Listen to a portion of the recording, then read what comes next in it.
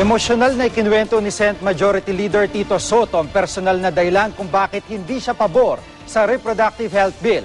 Namatayan kasi siya ng 5 buwang sanggol noong dekada 70 na isinisisi niya sa paggamit ng contraceptive ng kanyang asawa.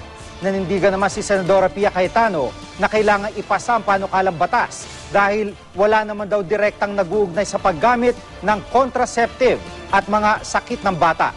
May report si Jamsi Sante. Naging emosyonal si Senador Tito Soto sa kanyang talumpati laban sa kontrobersyal na Reproductive Health Bill habang kinukwento ang pagpanaw ng una niyang anak na lalaki na si Vincent Paul eksaktong 37 taon ang nakalipas. Kwento ni Soto, nabuo raw ang bata kahit gumagamit ng contraceptives ang kanyang asawa noong 1970s. Sa kasamaang palad, pumanaw raw ang bata sa loob ng 5 buwan lang dahil daw sa mahina nitong puso. Yung anak ko, 5 months, hindi ko nahipo. Hawakan ko, patay na. Makati Medical Center can prove to the fact na wala silang makita na dahilan na nagkaganon yung bata kundi dahil nagko-contraceptives yung asawa ko.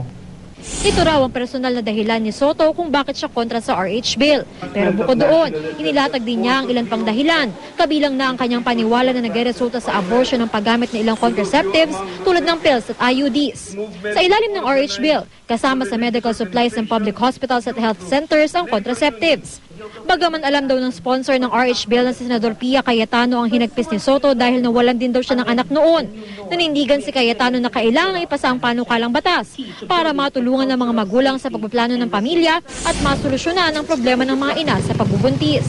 Wala naman daw ebidensyang direktang nag-uugnay sa paggamit ng contraceptives at sa mga sakit ng bata. There is no evidence that shows that link. There may be side effects and these are clearly seen in the literature that comes with any kind of medication. Mahalaga raw kumonsulta sa doktor tungkol sa contraceptives na nararapat para sa iyo. Sa ngayon, walang balak si Cayetano na kontrahin ang mga sinabi ni Soto sa plenaryo dahil karamihan daw dito ay natalakay na sa debate tungkol sa naturang panukala. Jamsi Sante, GMA News.